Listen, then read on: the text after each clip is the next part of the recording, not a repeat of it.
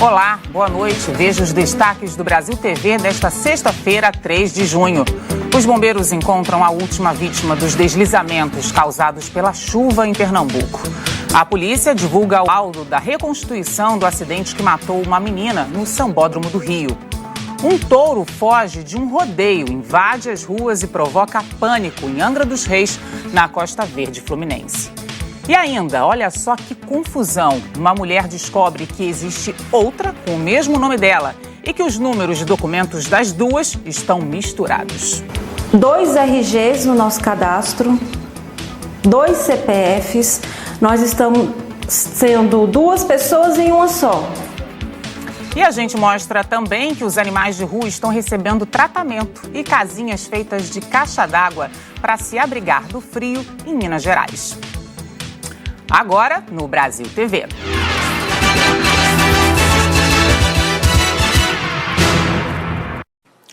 Os bombeiros encerraram as buscas na região metropolitana do Recife. Eles encontraram a última vítima dos deslizamentos provocados pela chuva. O último corpo foi encontrado debaixo de muita chuva. Por causa do risco de novos deslizamentos, o trabalho precisou ser interrompido algumas vezes. Os bombeiros estavam na comunidade do Areeiro, em Camaragibe, desde domingo. E disseram que o apoio dos cães farejadores foi fundamental. 4 se revezaram. Hoje, um deles indicou à equipe de resgate onde estava o corpo de Mércia Josefa do Nascimento. Seu Aloísio é cunhado da vítima. Disse que na cabeça dele tem passado um filme de quando ele viveu uma dor parecida. Há 11 anos, a filha dele também morreu soterrada no bairro próximo. Conseguindo ninguém dormir em casa com aquela agonia, né? Porque isso é uma filmagem que está sendo de 11 anos atrás, com a minha filha lá no Bairro dos Estados. Então, isso no mesmo mês, aí se torna assim, essa filmagem toda voltando. Mércia era uma vizinha muito querida na Redondeza. Adorava cantar as músicas que aprendia na igreja. Às vezes eu estava aqui em cima, na minha casa, estendendo roupa. Aí eu escutava ela louvar, cantava muito alto, agradecia todo dia por tudo. Era uma pessoa maravilhosa. Mércia é, de acordo com o governo de Pernambuco, a última vítima resgatada por causa das fortes chuvas que caíram no último sábado. Agora, no total, são 128 pessoas mortas em enxurradas e soterramentos. 5 pessoas de uma mesma família não resistiram. Richarlison, de 11 anos, era bom de bola. Queria ser jogador de futebol. Ele e os irmãos, Lucas, de 9 anos, e Rumari, de 8 anos, morreram soterrados junto com a mãe, Andresa. Ela trabalhava como empregada doméstica. Era uma mãezona. O tio Anderson também foi soterrado. Gostava tanto de praia que escolheu ganhar dinheiro vendendo camarão para os banhistas. Quando a gente começou cavando para achar os corpos, ela estava com os filhos, né? Os filhos debaixo dela e ela que nem estivesse protegendo os meninos. Coração partido. Desesperado, né? Eles moravam no Jardim Monte Verde, em Jaboatão dos Guararapes. Mais de 20 pessoas morreram soterradas aqui no sábado.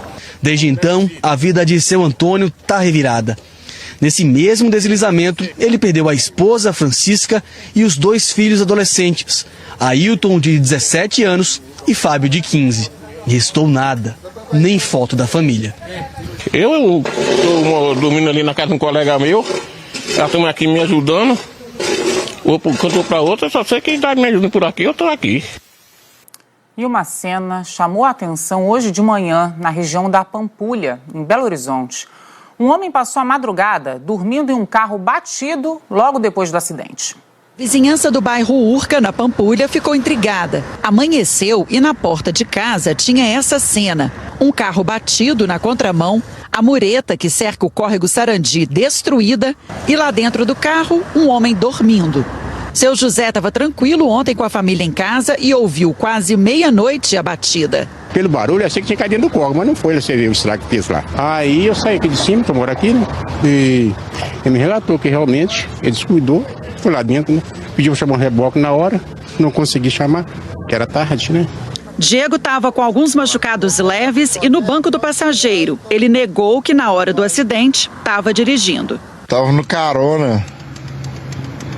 Nós fomos deixar umas meninas ali, mas aconteceu isso aqui. Sem gravar entrevista, a Polícia Militar informou que esteve no local na madrugada. Não encontrou o outro rapaz, que seria o motorista, e deixou Diego aguardando o reboque. Quase 12 horas depois, só agora, no meio da manhã, o carro finalmente está sendo rebocado. E assim a ciclovia, que é muito usada por ciclistas e também pedestres, pessoas que fazem ginástica aqui no bairro, vai ser liberada. Diego foi no caminhão de reboque. As câmeras da loja de bateria do seu Vicente filmaram o momento em que o motorista perdeu o controle da direção e rodou. Ele conta que acidente aqui é frequente. 3 com esse aí. Todos eles nesse ano. Tinha que ter um redutor de velocidade aqui, no meu ver. As pessoas correm. E muito. Uma policial civil foi condenada pela justiça a pagar 50 mil reais ao ex-namorado por calúnia. Rafaela Luciene Mota Ferreira, de 40 anos, vai ter que pagar uma indenização por danos morais causados ao ex-namorado, que é delegado de polícia. De acordo com o processo, ela invadiu a casa dele com uma arma, depois acionou a polícia e mentiu dizendo que tinha sido agredida e sofrido violência sexual. Por causa disso, o homem foi preso em flagrante e se tornou alvo de uma investigação. O caso foi em 2017. No mês passado, Rafaela já tinha sido condenada por denunciação caluniosa, fraude processual e violação de domicílio. Na mesma sentença, a justiça ainda determinou a internação da policial em uma instituição para tratamento psiquiátrico. Peritos da Polícia Civil encontraram material parecido com chumbinho no estômago do adolescente que teria sido envenenado pela madrasta no Rio de Janeiro. O laudo aponta que foram encontrados restos alimentares, arroz e casca de feijão e 4 grânulos esféricos de tamanhos variados, azul escuro e preto. Para os legistas, a presença desses grãos pode sugerir a ingestão de um produto comercializado clandestinamente como raticida, conhecido como chumbinho. Ao todo, Cíntia Mariano é investigada por 3 mortes, além do envenenamento do enteado, que chegou a ser internado, mas sobreviveu. Também foi concluído o laudo da reconstituição do acidente que matou a menina Raquel, de 11 anos, no Sambódromo do Rio. Os peritos apontaram falhas que levaram Raquel Antunes da Silva a ficar imprensada pelo carro alegórico da escola de samba em cima da hora. O laudo da reprodução simulada do acidente diz que a alegoria teve problemas no motor e precisou ser rebocada, mas o acoplamento foi feito de forma irregular, com correntes e parafusos.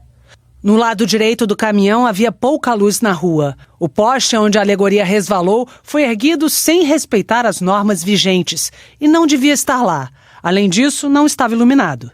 Não houve isolamento adequado da Rua Frei Caneca, via de escoamento das alegorias, permitindo a circulação de pessoas. O laudo da Polícia Civil do Rio também revela que no momento que o reboque guinchava o carro alegórico, havia apenas 2 guias. Um que ficou à frente e o outro do lado esquerdo do caminhão. Não havia ninguém do lado direito, para avisar, por exemplo, que havia um poste no caminho. E era justamente o lado que a Raquel estava. Segundo os peritos, o reboque do carro alegórico foi feito de forma errada e sem visão para o motorista. O acidente foi na noite de 22 de abril, durante o desfile da série Ouro. Algumas testemunhas contaram que Raquel subiu no carro alegórico que estava parado na rua. Já uma amiga da família disse que a menina estava apenas perto. Quando o carro começou a ser empurrado a 200 metros do portão de saída do Sambódromo, já na Rua Frei Caneca, Raquel acabou imprensada contra um poste. A menina não resistiu aos ferimentos e morreu.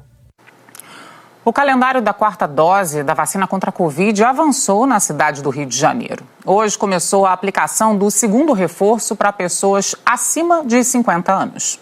O começo da manhã foi de filas no Centro Municipal de Saúde Heitor Beltrão, na Tijuca. De um lado, para quem procurava o teste para a Covid-19. Do outro, para as pessoas que queriam a vacina da gripe e da Covid. A 4ª dose está liberada para quem tem 50 anos ou mais. Vim no primeiro dia que eles liberaram, vim no primeiro dia, porque como eu trabalho aqui perto, para mim já é caminho.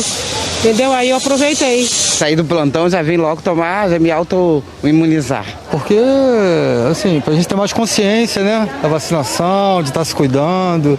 Até na escola da minha filha, semana passada já teve parece que uns 10 casos, voltou a ter umas aulas online, então a gente se preocupa com isso. Na cidade do Rio, 51,5% da população total já tem a dose de reforço. A cobertura vacinal da gripe precisa melhorar.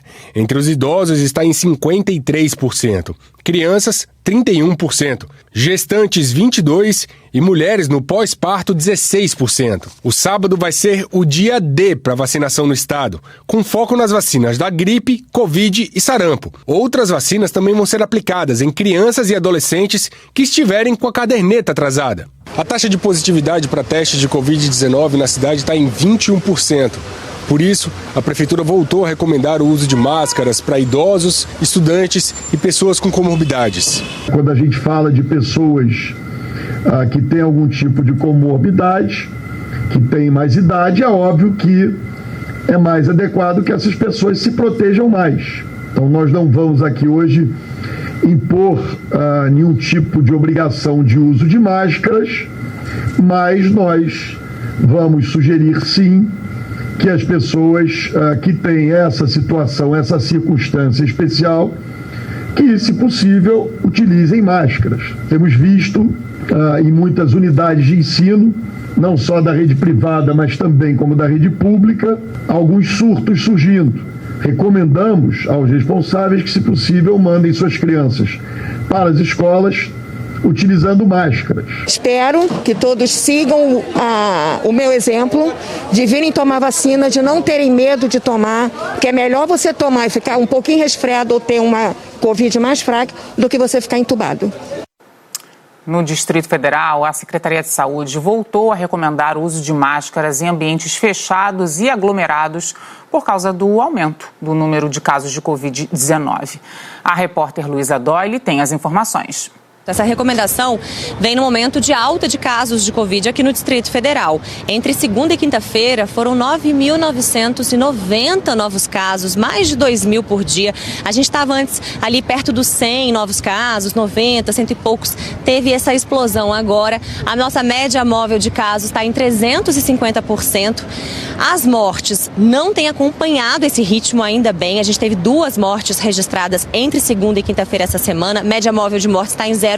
Mas isso liga um sinal de alerta. E aí teve essa recomendação da Secretaria Adjunta de Assistência à Saúde. Eles recomendam que haja um aumento na testagem, que haja o retorno das máscaras em ambientes fechados e com aglomeração, também a volta do hospital de campanha da Polícia Militar e o reforço ali da vacinação.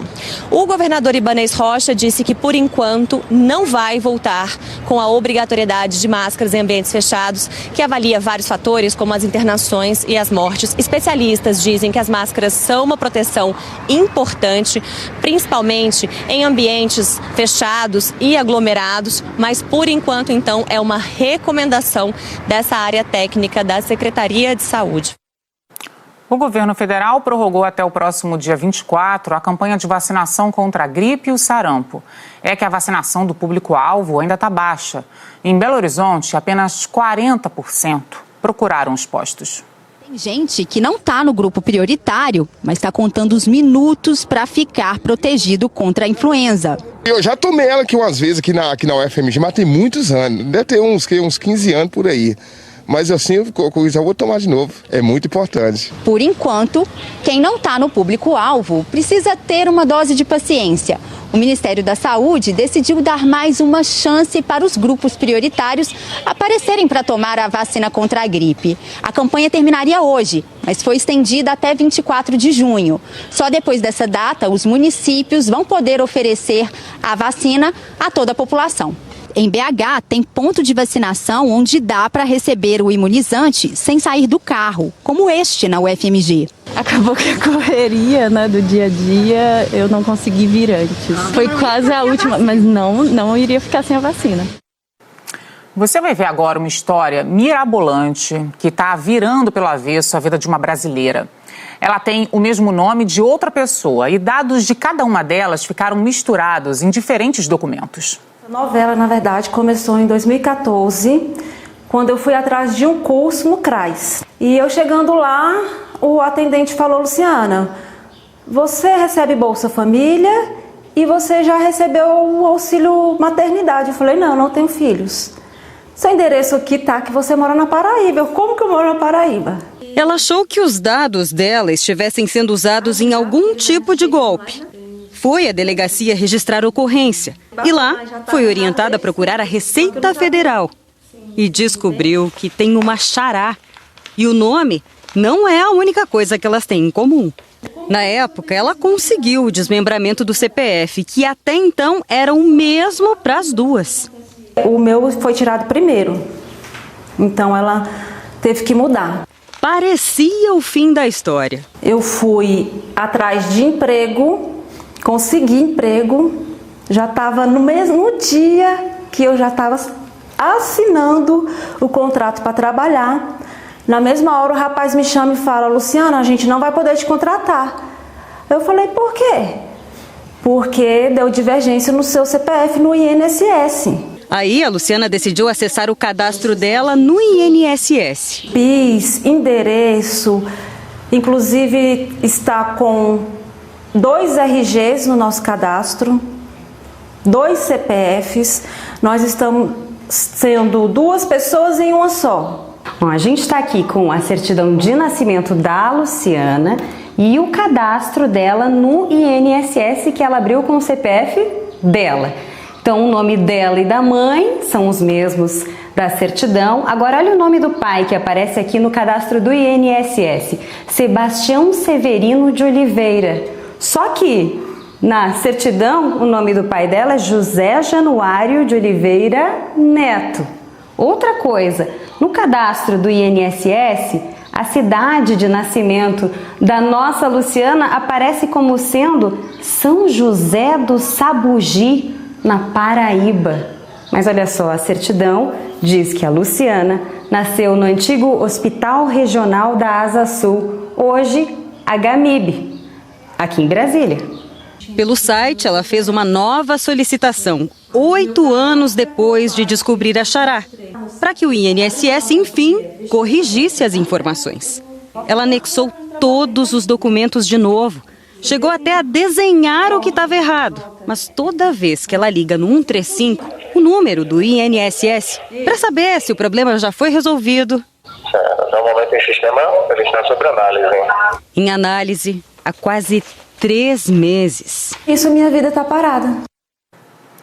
O INSS informou que esse caso é muito peculiar e pediu que a Luciana procure a agência do INSS. Já na Receita, a situação dela está regular e foi completamente resolvida em 2014. A gente vai para o intervalo bem rapidinho e na volta você vai ver o touro que fugiu de um rodeio e invadiu as ruas em Angra dos Reis. E a criatividade de pessoas que estão ajudando animais de rua a se protegerem contra o frio.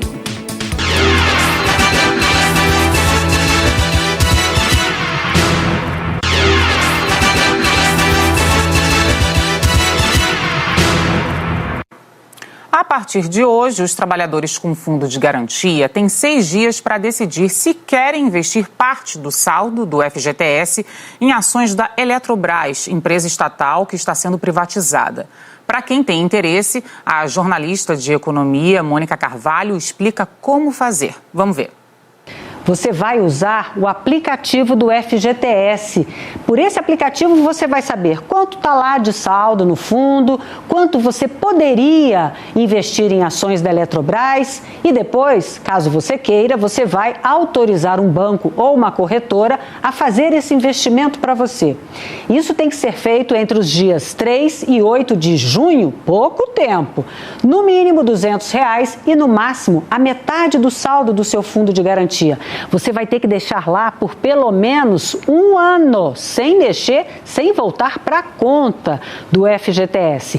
E caso você já tenha ações da Petrobras ou da Vale usando o dinheiro do fundo de garantia, você pode até migrar, ou seja, transferir esse valor para esse novo fundo da Eletrobras.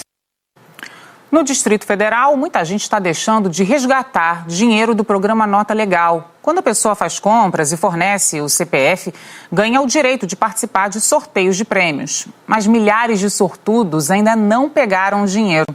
A Stephanie Loredo explica.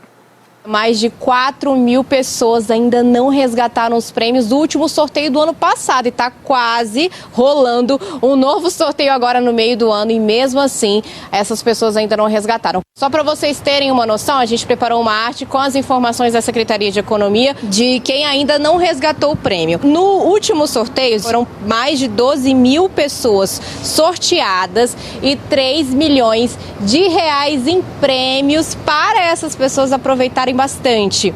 E dos esquecidinhos, né, daqueles que não lembram e acabaram não resgatando esses prêmios aí, o que a gente tem de informação é que até o momento 4.025 pessoas não procuraram o Nota Legal, a Secretaria de Economia e no total estão perdendo aí mais de 1 milhão de reais em prêmios. Entre essas pessoas, só para vocês terem uma noção, tem uma pessoa que está perdendo 100 mil reais, outra que está perdendo 50 mil reais, 3 pessoas que ainda não pegaram 10 mil reais, outras 3 mil que podem fazer uma viagem aí no fim de semana, estão perdendo 5 mil reais ou pagar algumas contas também. 15 pessoas não resgataram 1.000 reais, 134 conseguiram um prêmio de 200 reais e mais de 3 mil pessoas receberam ali o prêmio de 100 reais, mas não resgatou. Um touro foi atropelado na estrada Rio Santos, em Angra dos Reis, na Costa Verde do Rio de Janeiro. O animal tinha fugido da arena de um rodeio e causou pânico pelas ruas. As imagens que circulam nas redes sociais mostram o momento em que esse touro foge e tenta passar por cima da grade de proteção da arena. E aí uma pessoa que percebe que o animal está muito nervoso resolve então tirar essa grade para o touro poder passar. As pessoas que estão na arena nesse momento começam a gritar. Logo em seguida, o touro sai correndo pelas ruas do bairro Parque Mambucaba e vai em direção à rodovia Rio Santos. Alguns moradores até tentaram parar esse animal, mas foi em vão e isso acabou resultando no acidente entre um ônibus da Aviação Senhor do Bonfim e também o carro. Bom, por meio de nota, a comissão organizadora desse evento pediu desculpas por todos os transtornos causados. De acordo com eles, não foi só um animal que fugiu, não, foram 3, mas 2 conseguiram ser resgatados e infelizmente esse touro acabou morto. A gente também entrou em contato com a Aviação Senhor do Bonfim, que disse que ninguém que estava no coletivo que fazia a linha T20 do Parque Mambucaba ficou ferido. A Prefeitura de Angra dos Reis está estudando tirar a autorização desse evento. Foi um susto e tanto, mas ninguém ficou ferido. Pena que o touro acabou depois morrendo. 30 anos depois da Rio 92, que reuniu os chefes de Estado do mundo, boa parte das promessas de proteção ao meio ambiente não foi cumprida. O Brasil sediou a Conferência das Nações Unidas sobre o Meio Ambiente e Desenvolvimento. O evento ficou conhecido como Eco 92 ou Rio 92. Vários chefes de Estado se reuniram num só lugar para discutir os temas sobre o futuro do planeta. Foi na Rio 92 que os especialistas mostraram que não dava para repetir o mesmo modelo de crescimento e consumo dos países desenvolvidos em todo o mundo, porque não tem recursos naturais disponíveis para isso. Os países em desenvolvimento receberiam apoio para alcançar modelos de crescimento sustentáveis. E isso aconteceria a partir do principal documento do encontro, a Agenda 21, uma espécie de roteiro de políticas e ações de responsabilidade ambiental. Mas, na prática, nem todos os países seguiram esse modelo. Esta semana, pesquisadores das universidades de Yale e Columbia divulgaram um estudo sobre o desempenho ambiental dos países. O Brasil aparece na posição 81, num total de 180 países. Somos o 4º pior do mundo em reciclagem e o 9º pior em emissão de gases do efeito estufa. Cientistas também alertam que corte de árvores e incêndios estão consumindo grandes áreas da Amazônia. Aquelas projeções de 30 anos atrás eram muito corretas. Elas estavam dizendo que a floresta amazônica corria um enorme risco de desaparecer. Agora já não é mais projeções futuras. Nós já estamos vivendo um momento que a floresta dá vários sinais que ela está muito próxima de 50%, 60%, até 70% da floresta desaparecer. Infelizmente, nos últimos 4, 5 anos, a gente está observando retrocessos muito grandes. Não dá mais para esperar, né? As decisões são agora. A nossa geração ganhou esse legado de ter que mudar a relação da sociedade com a natureza. E a gente encerra o Brasil TV mostrando uma iniciativa bem bacana. Animais estão ganhando casinhas nas ruas de Contagem, em Minas Gerais, para proteção contra o frio. E vão surgindo aí amizades entre os bichos que vivem nas ruas e os moradores. Esta ONG, que cuida de cães e gatos, precisou instalar lâmpadas aquecedoras nos canis. E a enfermaria está lotada de gatinhos doentes por causa do frio. Uma espécie de gripe que nos animais é chamada de rinotraqueite. Os animais idosos são os que mais preocupam. A gente tem que entrar com anti-inflamatório, às vezes antibiótico, nebulização, né? Todos esses cuidados mesmo com a via respiratória. A mobilização para aquecer os animais também acontece em Sabará, na região metropolitana de Belo Horizonte. O projeto é da prefeitura, que passou a aproveitar as caixas d'água recolhidas pelo pessoal que faz o controle da dengue e transformar em abrigo para cães e gatos de rua. Mais de 100 casinhas como esta vão estar espalhadas pela cidade até o fim deste inverno. A gente vê aí a gente mesmo com roupa, com blusa, o frio que a gente passa, né? Você imagina um cãozinho na rua abandonado. A Maria vivia pelas ruas do bairro. Quando a casinha chegou, ela fixou residência e acabou acolhida pela vizinhança toda. Sai não, é só aqui, boa para dar sinal, vigia essas casas aqui tudo. Todos chamam ela de Maria. E aqui ela virou de todo mundo? Virou de todo mundo gosta muito dela. O Brasil TV fica por aqui, boa noite para você e um ótimo fim de semana.